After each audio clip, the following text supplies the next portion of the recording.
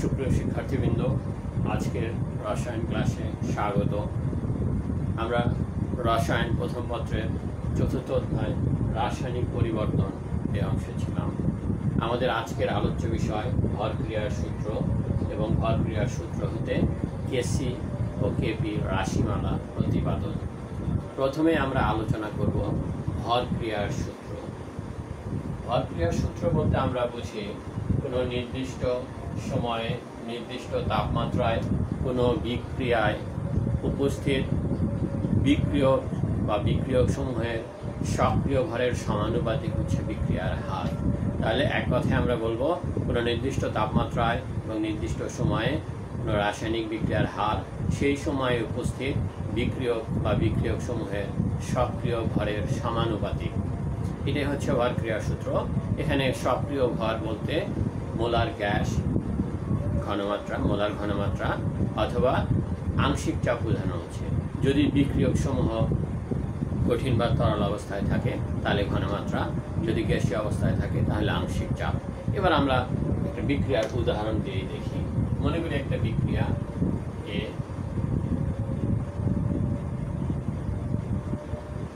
এখান থেকে কোনো পদার্থ উৎপন্ন হচ্ছে, তাহলে ভর ক্রিয়ার সূত্র অনুসারে বিক্রিয়ার হার সমানুপাতিক ওই সময় উপস্থিত বিক্রিয়কের সক্রিয় ভরের সমানুপাতিক। এখানে সক্রিয় ভর যদি ঘনমাত্রা হয়, মোলার ঘনমাত্রা হয়, তাহলে থার্ড ব্র্যাকেট দ্বারা চিহ্নিত করা হবে। আর যদি বিক্রিয়কটি গ্যাসীয় উপাদান হয় সেই ক্ষেত্রে বিক্রিয়ার হার আংশিক চাপের সমানুপাতিক। এই আংশিক চাপের এখানে সক্রিয় ভর। এইভাবে আমরা মোলার ঘনমাত্রা দ্বারাও প্রকাশ করতে পারি, আংশিক চাপ দ্বারাও প্রকাশ করতে পারি। এটা বিক্রিয়কের ভৌত অবস্থার উপর নির্ভর করে। যদি বিক্রিয়ক উপাদান একাধিক হয় তাহলে কিভাবে লিখতে হবে? ধরি বিক্রিয়ক এ প্লাস বি, সেই ক্ষেত্রে ওই সময় উপস্থিত বিক্রিয়ক সমূহের সক্রিয় ভরের সমানুপাতিক। এইভাবে আমরা দেখাবো মোলার ঘনমাত্রা অফ এ এবং মোলার ঘনমাত্রা অফ এ। একইভাবে আংশিক চাপ অফ এ এবং আংশিক চাপ বি। তাহলে আশা করি আমরা একাধিক বিক্রিয়ক হলে কিভাবে লিখবো বুঝতে পারবো। যদি এমন হয় যে মোল সংখ্যা ভিন্ন ভিন্ন, ধরা যাক এই বিক্রিয়ার প্রথমে 2a প্লাস b উৎপন্ন হয়েছে, তাহলে সেই ক্ষেত্রে এর মোল সংখ্যা 2, এটাকে পাওয়ার হিসাবে দেখাবো।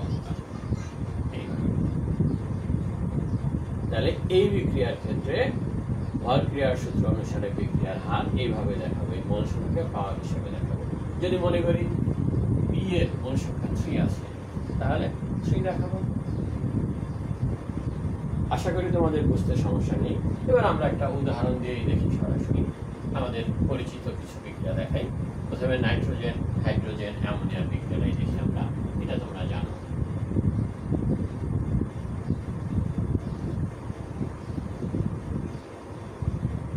এই বিক্রিয়ার ক্ষেত্রে যদি আমি কেসি লিখি, বিক্রিয়ার হার দেখাই সমানুপাতিক ভর ক্রিয়ার সূত্র অনুসারে, তাদের বিক্রিয়কের সক্রিয় ভরের। যদি বিক্রিয়কগুলো মোলার ঘনমাত্রা হয় তাহলে এইভাবে দেখাবো। হাইড্রোজেন যেহেতু 1 মোল, 1 না দিলেও চলে, 3 মোল 3।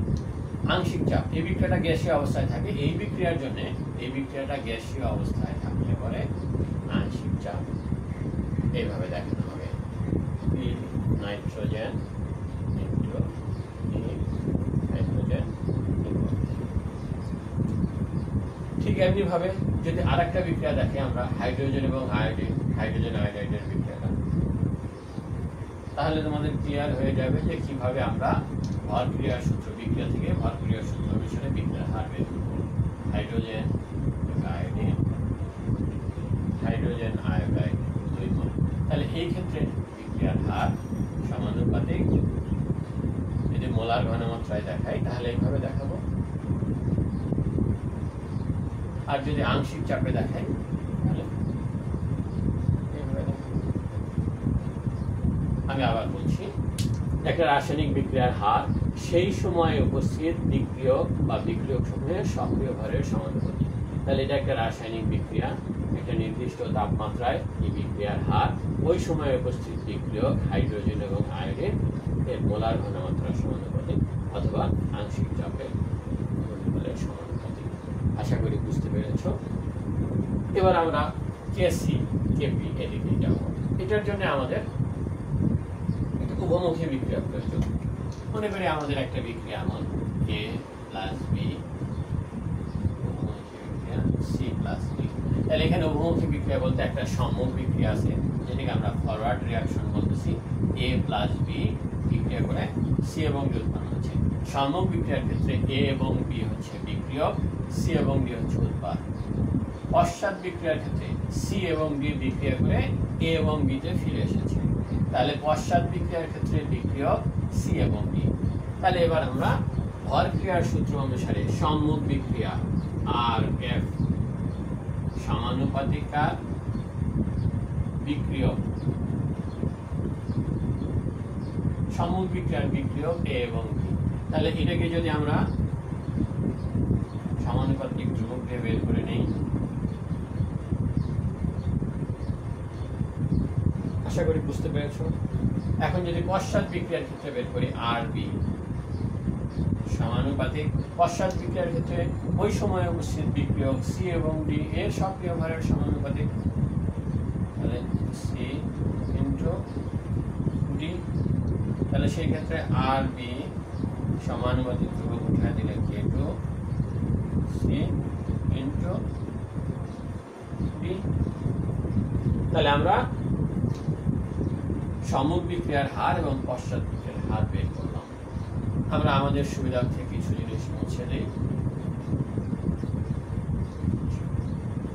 তাহলে এখন আমরা জানি যে রাসায়নিক সাম্য অবস্থায় সম্মুখ বিক্রিয়ার হার এবং পশ্চাৎ বিক্রিয়ার হার সমান। তার মানে আর এফ সমান সমান আর বি। তাহলে আর এফ এখানে আছে, আমরা এই আর এফটা দিলাম এখানে, সমান আর বিটা বসাই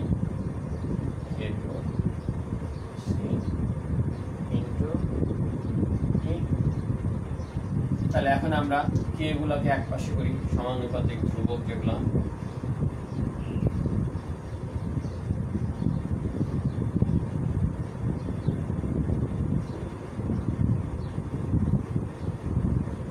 সমানুপাতিক ধ্রুবক গুলাকে একভাবে করলে কে ওয়ান আর কে টু সমান হচ্ছে C into D divided C এবং ডি এর ঘনমাত্রা মোলার ঘনমাত্রা ভাগ এ এবং বি এর মোলার ঘনমাত্রা। তাহলে আমরা দেখতে পাচ্ছি যে এটাকে যদি আমরা, এটা একটা ধ্রুবক, এটা একটা ধ্রুবক, এটাকে যদি আমরা কেসি বলি, এটা হচ্ছে সাম্য অবস্থায় মোলার সাম্য ধ্রুবক, মোলার সাম্য ধ্রুবক, সাম্য অবস্থায় মোলার ধ্রুবক, এটাকে মোলার সাম্য ধ্রুবক বলা হচ্ছে। সেটা দেখা যাচ্ছে যে কেসি সমান সমান উৎপাদ সমূহের মোলার ঘনমাত্রা ডিভাইডেড বাই বিক্রিয়ক সমূহের মোলার ঘনমাত্রা। তাহলে আমরা এটাকে যদি এইভাবে দেখাই, উৎপাদের মোলার ঘনমাত্রা ডিভাইডেড বাই বিক্রিয়কের মোলার ঘনমাত্রা। তাহলে আমরা কেসি বলতে কি বলছি, কি বুঝলাম? কেসি হচ্ছে এরকম যে নির্দিষ্ট তাপমাত্রায় নির্দিষ্ট সময়ে কোনো বিক্রিয়ক এবং কোনো বিক্রিয়ায় উৎপাদ সমূহের মোলার ঘনমাত্রা এবং বিক্রিয়ক সমূহের মোলার ঘনমাত্রার অনুপাতকে কেসি বা মোলার সাম্য ধ্রুবক বলা হয়। আশা করি বুঝতে পেরেছ। এবার আমরা কেপি দেখব। তাহলে কেপির ক্ষেত্রে আমরা জানি যে আংশিক চাপ দিয়ে প্রকাশ করা হবে। এটার জন্য আবার সম্মুখ বিক্রিয়া লিখি, আর এফ সমানুপাতিক ভর ক্রিয়ার সূত্র অনুসারে সম্মুখ বিক্রিয়া আর এফ সমান সমান ওই সময় উপস্থিত বিক্রিয়ক এর আংশিক চাপ। এই বিক্রিয়ার ক্ষেত্রে, সম্মুখ বিক্রিয়ার ক্ষেত্রে বিক্রিয়ক এ এবং বি, তাহলে ভর ক্রিয়ার সূত্র অনুসারে আর এফ সমান সমান বি এ ইন্টু বি। তাহলে এখান থেকে আবার সাম্য ধ্রুবক বের করে নিই, কে1 বি এ ইন্টু বি। আশা করি বুঝতে পেরেছো। তাহলে আমরা আর বিটা একবারে লিখি, এখানেও তাই আর বি সমানুপাতিক, আর বি সমানুপাতিক সেই সময় উপস্থিত বিক্রিয়ক সি এবং ডি এর মোলার ঘনমাত্রা।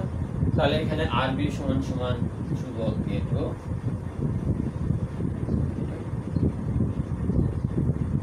আর বি সমান সমান ধ্রুবক মোলার গ্যাস ধ্রুবক, এটা কে টু যেটা বলা হচ্ছে, এটা সাম্য ধ্রুবক, এখানে সি এবং ডি এর ঘনমাত্রা। তাহলে যদি আমরা এই সূত্রতে সাম্যাবস্থায় আমরা যেটা জানি যে সম্মুখ বিক্রিয়ার হার এবং পশ্চাৎ বিক্রিয়ার হার সমান, যদি এখানে এটা বসাই দেখি কি আসে।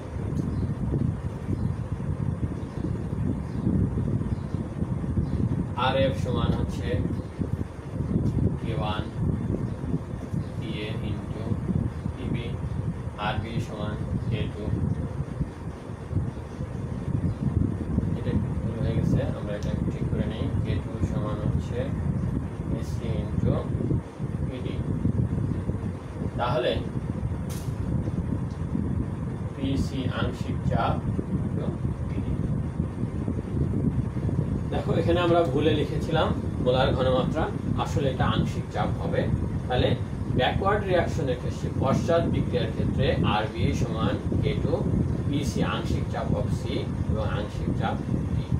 তাহলে এখন RF সমান RB, অর্থাৎ সম্মুখ বিক্রিয়ার হার এবং পশ্চাৎ বিক্রিয়ার হার যদি সমান দেখাই আমরা, সেই ক্ষেত্রে RF সমান K1 PA into PB, RB সমান সমান K2 PC ইন্টু PD। তাহলে এখন কে গুলোকে আমরা আগের মতো আলাদা করে নিই।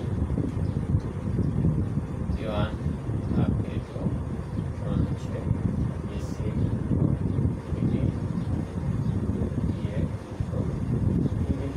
তাহলে এটাকে আমরা দেখতেছি যে দুইটা ধ্রুবকের অনুপাত, এটাকে আমরা আরেকটা ধ্রুবক দ্বারা প্রকাশ করি KP, যেহেতু আংশিক চাপে নেওয়া আছে তাহলে আমরা বলতেছি KP। তাহলে আমরা KP তে কি দেখছি, এই বিক্রিয়ার ক্ষেত্রে KP সমান সমান হচ্ছে উৎপাদ সমূহের ঘনমাত্রা, উৎপাদ সমূহের আংশিক চাপ ডিভাইডেড বাই বিক্রিয়ক সমূহের আংশিক চাপ। তাহলে আমরা KP কে সংজ্ঞায়িত করতে পারি এইভাবে, একটি নির্দিষ্ট তাপমাত্রায় নির্দিষ্ট সময়ে উৎপাদ সমূহের আংশিক চাপ এবং বিক্রিয়ক সমূহের আংশিক চাপের অনুপাতকে KP বলা হয়। তাহলে আমরা একটা বিক্রিয়ার উদাহরণ দিয়ে KP/C দেখি। আমরা সেই নাইট্রোজেন হাইড্রোজেন অ্যামোনিয়ার বিক্রিয়া দিয়ে KP/C দেখি। আমরা জানি নাইট্রোজেন 1 মোল নাইট্রোজেন 3 মোল হাইড্রোজেনের সাথে বিক্রিয়া করে 2 মোল অ্যামোনিয়া। তাহলে আমরা একবারে যদি এটা KC দেখি, যদি এটা গ্যাসীয় অবস্থায় আছে KP হবে, তাহলে আমরা KCটা যদি দেখি তাহলে এরকম উৎপাদ সমূহের মোলার ঘনমাত্রা, তারপরে পাওয়ার, নিচে হচ্ছে বিক্রিয়ক।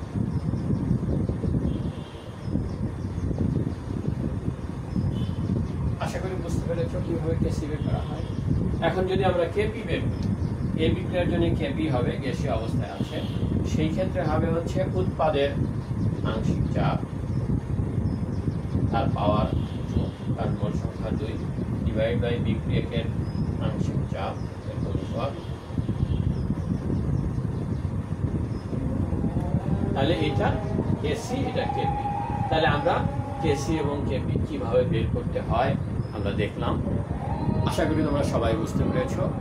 আমাদের আজকের ক্লাস এ পর্যন্তই, আগামী ক্লাসে আবার দেখা হবে। সবাই ভালো থেকো, সুস্থ থেকো। ধন্যবাদ সবাইকে।